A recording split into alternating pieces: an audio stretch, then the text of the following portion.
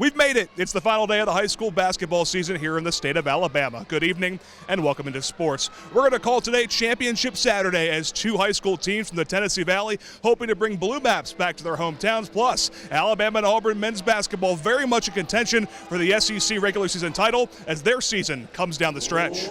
Let's start in the high school ranks. Scottsboro girls basketball in the 5A title game for the second year in a row. Second quarter, ball goes to Morgan Perkins on the wing. She dribbles, pulls the trigger, and it goes swish. Perkins ends up with 11. Later, it's Isabel Nelson off the inbound. Count the bucket and the foul for the eventual MVP. Lady Cats trail by 2 at the end of the first half. Now, Ramsey outscored Scottsboro in both the second and third quarters. Here in the third, Nayala Wesley shows her relentlessness, getting her own rebound and putting it back. She scored a team-high 15 points, and the Rams' largest lead was 7. But in the fourth quarter, Scottsboro really shined. Ramsey turns it over near midcourt, and Morgan Perkins off to the races, laying it in on the fly. The Lady Cats lead by 3. Soon after, Bree Sexton adds 2 more points. She was a star all season long, scored 15.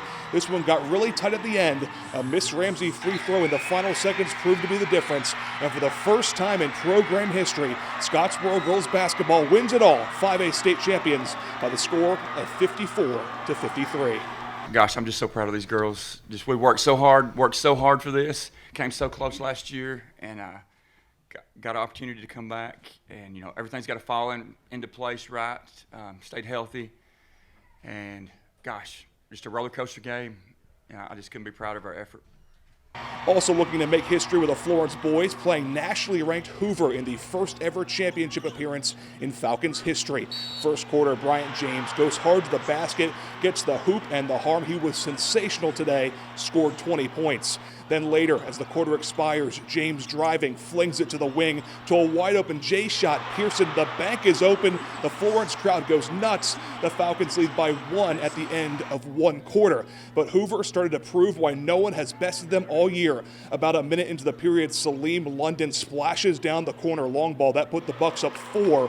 And then less than a minute later, same side of the floor, but this time it's Austin Dudley from the wing. Hoover led by 8 at the half and by 12 at the end of the third quarter. But the Falcons showed tons of fight to get themselves back in this game. Jamarian Reeder's bucket makes it a 5-point game with about 3 minutes to play. But Hoover closes out the game and is the first ever undefeated 7A team in the history of the Alabama High School Athletic Association. The title goes to the Bucks, and a runner-up red map will travel back to Florence after a 66-56 loss. At this time of the year, there's only one team that wins the last game. We fully believed that we were going to be that last team. We talked about it since November, talked about it since August. This wasn't just things fell in place. We knew that we were supposed to be here. And while it hurts right now, I cannot say enough about these 3 that are up here and those guys in that locker room.